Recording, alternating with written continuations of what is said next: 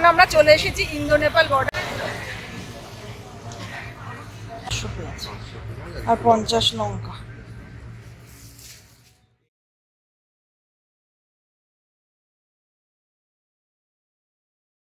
Good morning friends, আমরা এখন রয়েছি মতিপুর থেকে জাস্ট 30 কিলোমিটার পিছনে একটা রিসর্টে উঠেছি গতকাল রক্সল না পৌঁছানোর কারণটা তো আমি আপনাদেরকে কালকে শুনিয়েছিলাম।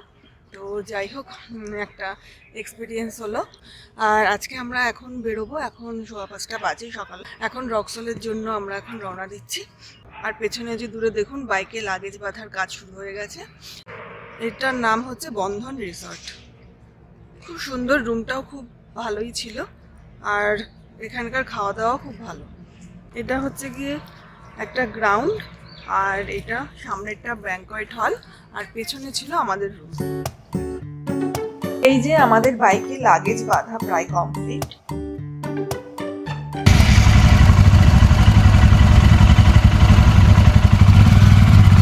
তাহলে ফ্রেন্ডস, আজকের জার্নি আমাদের স্টার্ট হয়ে গেল ফর রক্সল।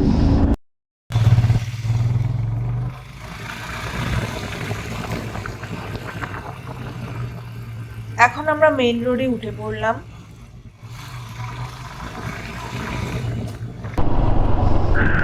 আমরা এখন রয়েছি NH22-তে। জাস্ট 30 কিলোমিটার পেছনে রয়েছি আমরা মতিপুর থেকে।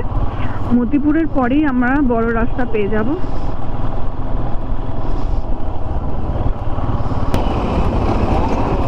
মাছের বাজার।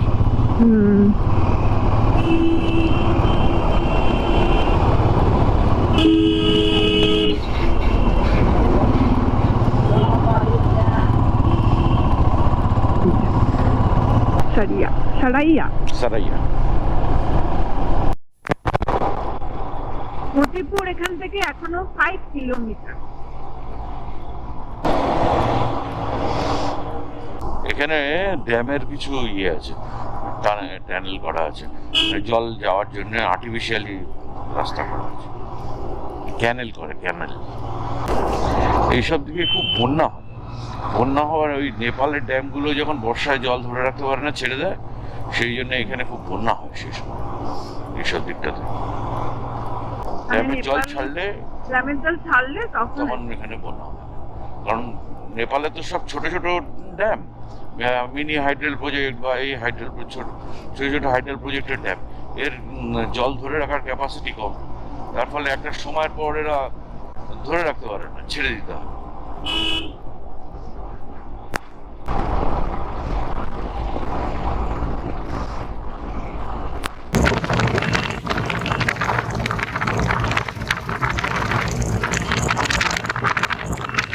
আমরা মতিপুর পৌঁছে গেছি, আর এখান থেকে মতিহারি হলো 52 কিলোমিটার। এই আমরা বাঁদিকে মতিহারির দিকে চলে যাচ্ছি, আর ডান দিকের রাস্তা চলে যাচ্ছে মুজফ্ফরপুরের দিকে। এখান থেকে মতিহারি 56 কিলোমিটার।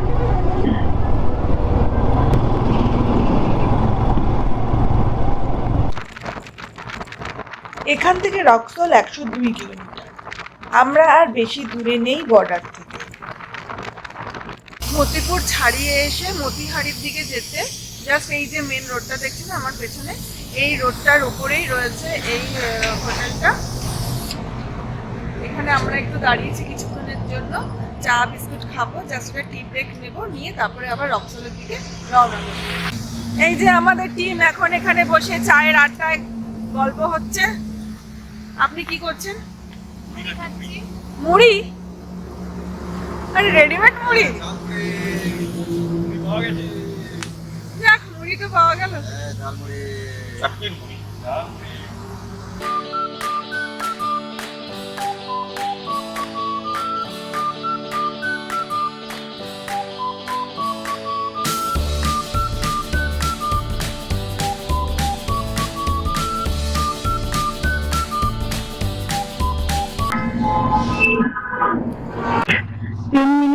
টি ব্রেক নিয়ে আমরা বেরিয়ে যাচ্ছি এখন রক্সলের দিকে। সামনে মতিহারির পরে আমরা চলে যাব রক্সল।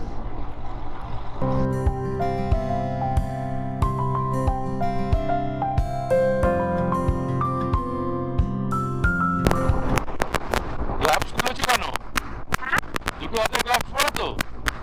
হ্যাঁ ঠিক আছে। মতিয়ারি ঢুকে গেছি। হ্যাঁ মধ্যেই তো। এখান থেকে রক্সহল 55 কিলোমিটার। সেই পুরনো রাস্তা যেখানে আমরা যে মানাং গিয়েছিলাম তখন এই রাস্তাটা ধরেছিলাম, যে সেই রাস্তাটাতে আবার চলে এসেছি। এই রাস্তাটা ডিটেলস দেখতে হলে এই রাস্তাটার উপরে ভিডিও রয়েছে তখন, তো ওই ভিডিওটা আপনারা দেখে নিতে পারেন। এই দিক দিয়ে গান্ধী ময়দান, গান্ধী মিউজিয়াম পড়বে। এই আমরা ওই রাস্তাটাই ধরেছিলাম না নাকি? ঠিক আছে, এটা দিয়েও যাওয়া যাবে। হ্যাঁ ওই দিকে ওই জন্য ওই ছোট রাস্তাটা পড়েছি। ওটা সকালবেলা শর্টকাট ছিল, শর্টকাট দেখিয়ে দিয়েছিল, হ্যাঁ দরকার নেই এখন আর শর্টকাটে। আমরা তো এটা অনেক ভোরবেলায় গুগল চাচা এসব দেখিয়ে দেয় বলে আমাদের অসুবিধা হয়, নাহলে রাস্তা চিনে চিনে যাওয়া কঠিন হতো, বারবার জিজ্ঞেস করতে হতো।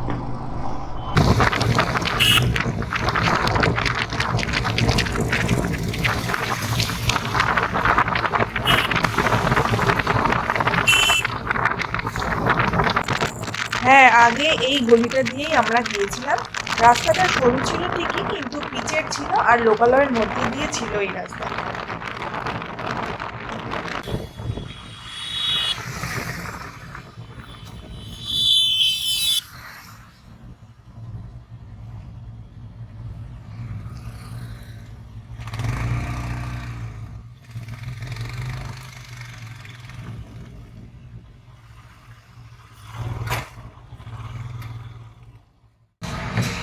মিক্সড ভেজ, আলু ভাজি, এই যে খাবার আসছে এখন। প্লেট এখন খালি, ভরবে আস্তে আস্তে। আর একটা প্লেটে চলে এসেছে আলুর পরোটা, আলু ভাজি ঢেলে নিচ্ছে, আমাদেরকে আর দেবে না, ও একাই নিয়ে নেবে সব। এই আলু ভাজা মুখে পুড়লেন,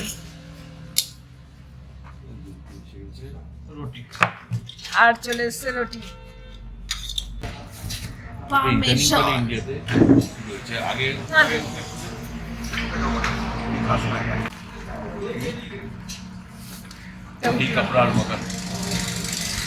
একদম কিছু দিল না। এই তো আলু থালা দিলেও দুটো আলুর পরোটা সালাদ করা যেত ওখানে। ঠিক আছে, ওদের নিয়োগটা করা যাবে। দিয়ে খাও না, খাও না। খাবো না নিয়ে।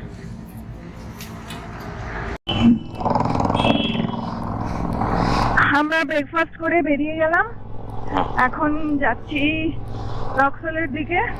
যে আমরা এখানে দুটো আলু পরোটা, 8টা রুটি আর 1 প্লেট মিক্স ভেজ আর 1 প্লেট আলু ভাজি নিয়েছিলাম, তো টোটাল বিল হয়েছিল 440 টাকা। এখন NH27D তে রয়েছি, আর গরমটা এখন আস্তে আস্তে বাড়ছে।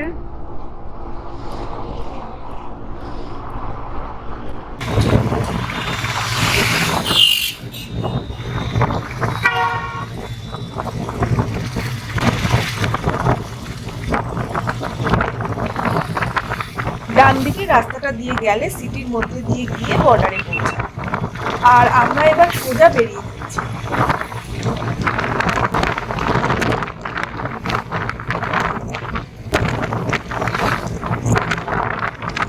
এই রাস্তাটাতে কিন্তু সেরকম জ্যাম নেই।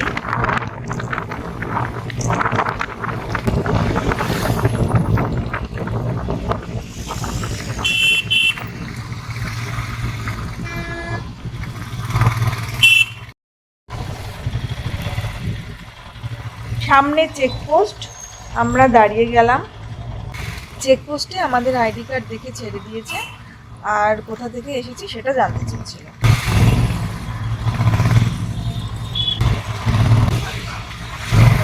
এই একদম বর্ডারের সামনে আমরা চলে এসেছি। আগের বার যেরকম উত্তেজনা ছিল এবারও ঠিক ততটাই আছে, এক্সাইটমেন্টের কোনো ঘাটতি নেই। দূর থেকে দেখা যাচ্ছে রক্সহল বর্ডার। আর এবার আমরা বর্ডারে এসেছি কিন্তু একটু অন্য রাস্তা দিয়ে। জাস্ট সিটির ভিতরে রাস্তাটা ধরিনি, একটু দূর হয়েছে। কিন্তু ওই যে আগের বার যেরকম ভিডিওটাতে দেখবেন, আগের ভিডিওটাতে আছে প্রচণ্ড জ্যাম ছিল, প্রচণ্ড ভিড় ছিল, সেই ভিড়টা কিন্তু এড়ানো গেছে। একটু হয়তো 5 মিনিট মতো এক্সট্রা টাইম লাগে, কিন্তু এদিকটা একদম ফাঁকা আর একদম বর্ডারের সামনেই চলে। ছবি তুলবো তো? হ্যাঁ, একদম মাঝখানে নিয়ে চলো। কি লাগছে, নিয়ে একদম স্টার্ট করে বাইকটাকে ঘুরিয়ে এদিকে দাঁড় করিয়ে দাও। এখন আমরা চলে এসেছি ইন্দো নেপাল বর্ডার। এই যে পেছনে দেখছেন রক্সল বর্ডার, জাস্ট এটা ক্রস করলে আমরা নেপালে ঢুকে যাব আর পড়বে হচ্ছে বীরগঞ্জ। আগেরবার আমরা এসেছিলাম মানাং ট্রিপের জন্য, আর এবার আমরা যাচ্ছি আমাদের স্বপ্নের রাইড মুস্তাং রাইডে। ঠিক আগেরবারের মতোই এক্সাইটমেন্ট রয়েছে এবারেও। নেপাল বর্ডারে আসার আগেও সেই রকম উচ্ছলতাই ছিল। এবার আমরা যাব, গিয়ে বানসার করব, মানি এক্সচেঞ্জ করব, সিম নেব, আর চিতওয়ানের দিকে রওনা দেবো। তো আমাদের সাথে থাকুন, আমার চ্যানেলটাকে সাবস্ক্রাইব করে দেবেন, আর অবশ্যই ভিডিওগুলোকে লাইক ও শেয়ার করবেন আর কমেন্ট করে জানাবেন ভিডিওগুলো কেমন হচ্ছে।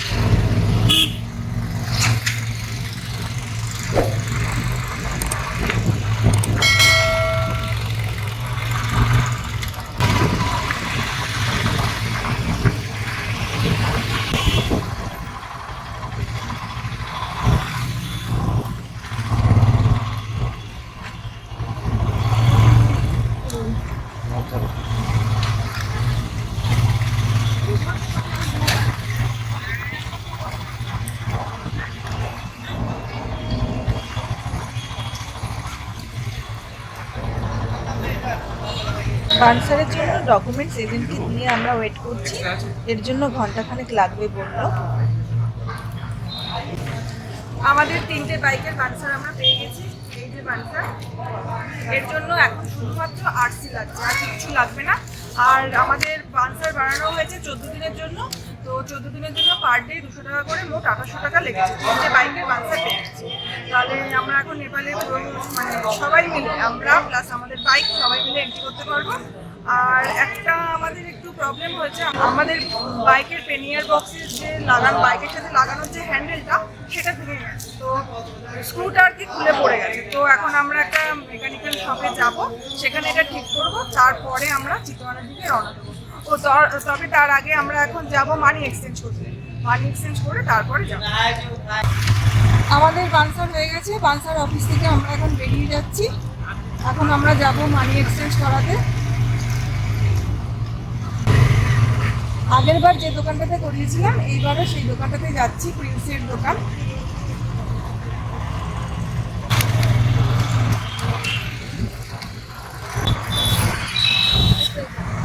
আমরা চলে এসেছি।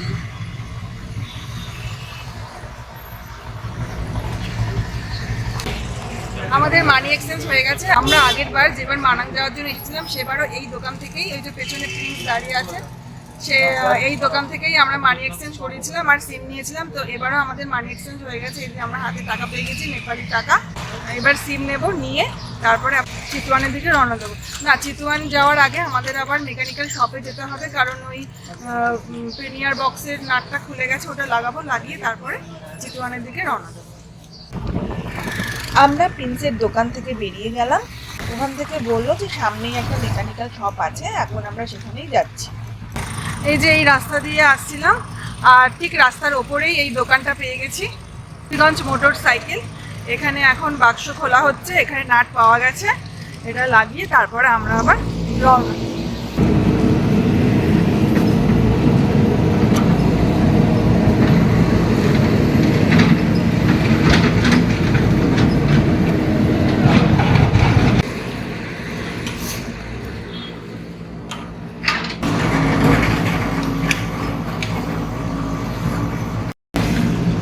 পেনিয়ার বক্সের নাটটা লাগানো হয়ে গেছে, আর এর জন্য ওরা কিছু চাইনি, কিন্তু আমরা 100 টাকা দিয়ে দিয়েছি, ইন্ডিয়ান টাকা।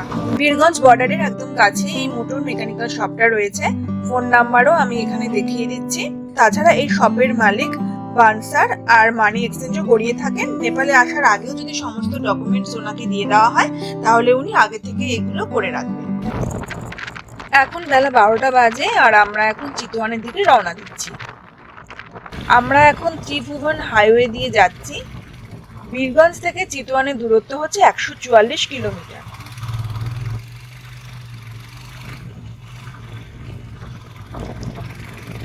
নেপালের ফার্স্ট দর্শন পাহাড়, কোকড়োতে আসছে কিনা বুঝতে পারছি না।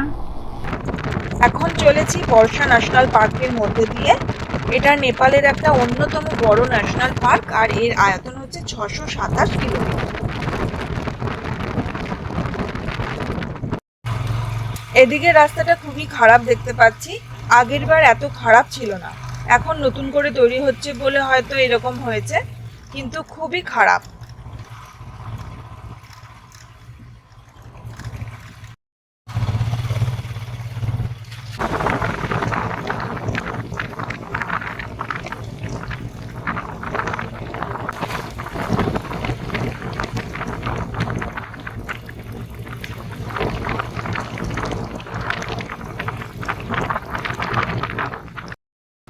পারস ফরেস্টের রাস্তা ছাড়িয়ে জাস্ট পাহাড়ে ওঠার মুখেই এইদিকে একটা ছোট ধাবা মতো আছে, হোটেল। এই যে দিদির হোটেল। তো এখানে এখন আমরা ঢুকেছি লাঞ্চ করার জন্য।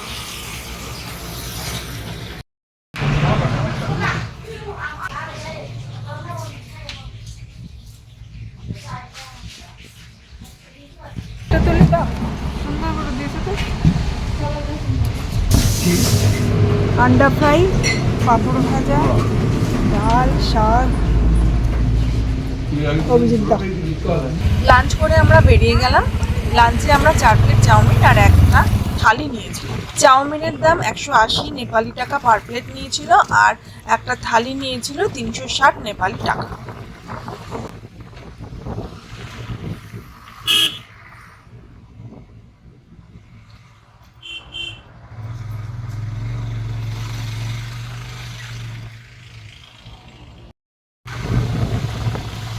এখানে কাজ হচ্ছিল বলে আমাদের কিছুক্ষণের জন্য ওখানে আটকে দিয়েছিল আর তারপরে আবার ছেড়ে দিয়েছে।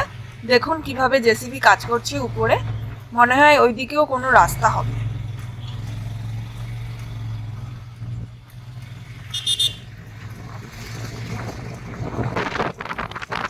বাঁ দিকের ভ্যালিটাকে একবার জাস্ট দেখুন, খুব সুন্দর লাগছে। অনেকক্ষণ পরে এইরকম একটা সবুজ ক্ষেত দেখতে পেলাম।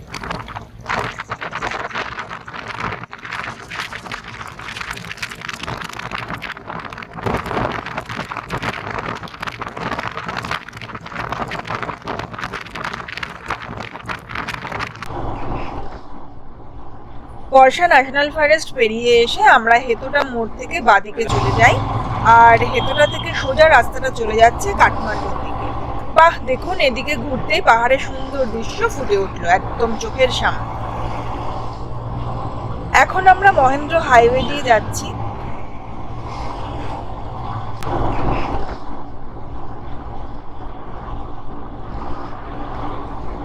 দেখো জায়গাটা দেখো।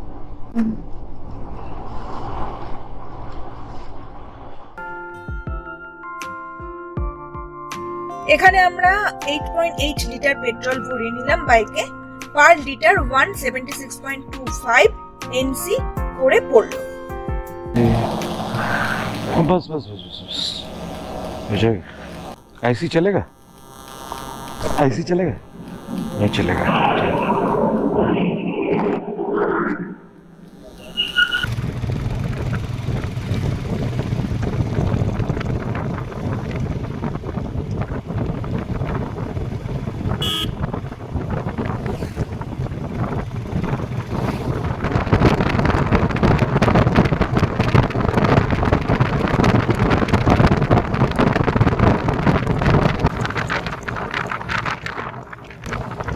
এই রোড ধরে সোজা গেলে পড়বে ভরতপুর নারায়ণগড়, কিন্তু আমরা সোজা যাব না, আমরা বাঁদিকে বেঁকে 20 হাজারি লালমার্গ রোড ধরে নেব।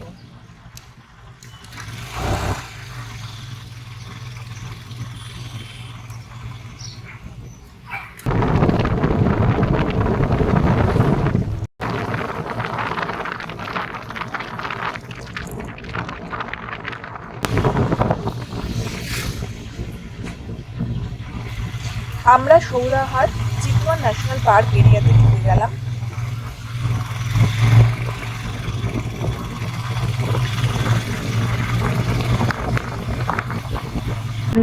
এটা না, এটা না। হ্যাঁ, এদিকে আছে অনেক সাইড আছে। এদিকে দেখো তো কোনখানে রিভার।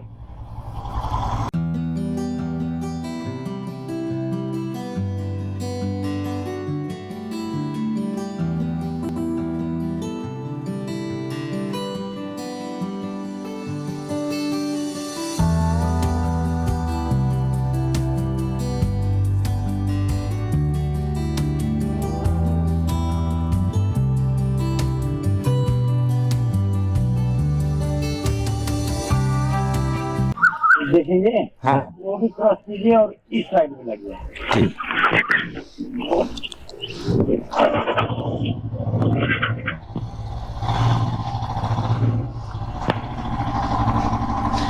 নেপালি 1500 কিন্তু।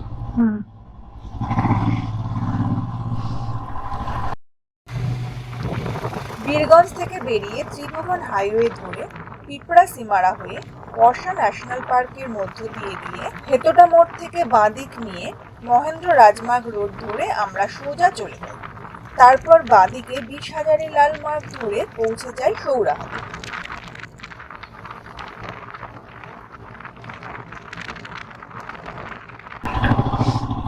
रिवर बेड किस तरफ होगा? ये इधर जाके इधर।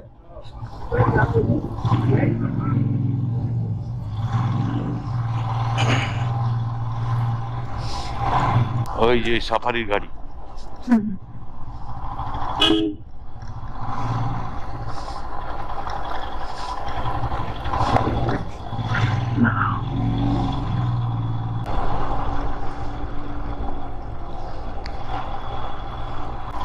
এবার কোন দিকে? এবার এদিকে।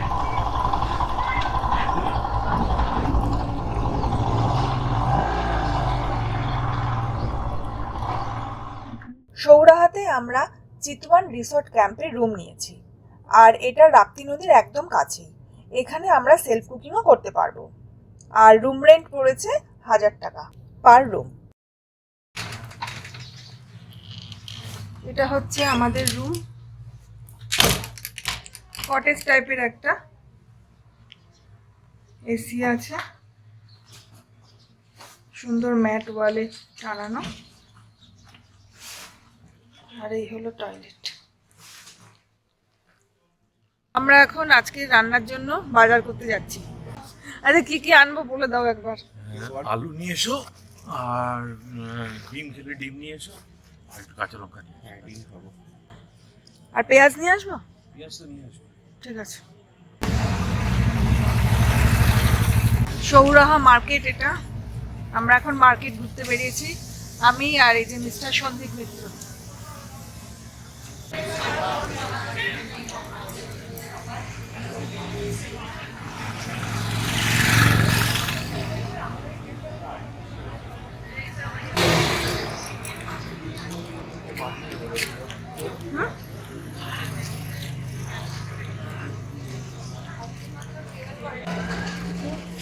এই যে সামনের এটাতে মনে পাওয়া যেতে পারে। হ্যাঁ, 1 কিলো পেঁয়াজ না, 1 কিলো আলু আর 500 পেঁয়াজ। আলু 1 কেজি। अरे पीजी हाँ, छोटा सा रखो। छोटा वाला मीडियम साइज का। हाँ छोटा छोटा वाला हाँ, छोटा वाला, बड़ा नहीं। 50 ग्राम। 1 किलो आलू, आधा किलो प्याज, 125। ভাতেন আলু ভাজা आलू भाते ना की। জিজ্ঞেস করি ডিম আসবে তো। हाँ, झमेला कम। आलू भाते कहाँ से पानी ले आया भैया? Thank you.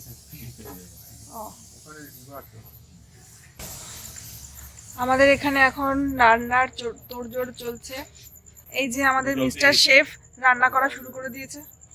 আমাদের রান্না চলছে, এখানে পেঁয়াজ কাটা রেডি, আর এখানে ডিম সেদ্ধ হচ্ছে, ওদিকে ভাত। এই যে আমাদের রাতের ডিনার আজকে। ভাত, আলু চোখা, ডিম সেদ্ধ বাটার। আর এদিকে রয়েছে বাটার। আমাদের ডিনারের সাথে সাথে আজকে আমি আমাদের ভিডিওটা এখানেই শেষ করছি। পরের এপিসোডে আপনারা জানতে পারবেন এই ন্যাশনাল পার্কের অনেক বিস্তারিত তথ্য। তো তার জন্য একটু অপেক্ষা করতে হবে। আর আমার এই ভিডিওগুলোকে অবশ্যই আপনারা লাইক ও শেয়ার করবেন, সাথে সাথে আমার চ্যানেলটাকে সাবস্ক্রাইব করে দেবেন। তাহলে আজ এখানেই আমি শেষ করছি। ভালো থাকবেন।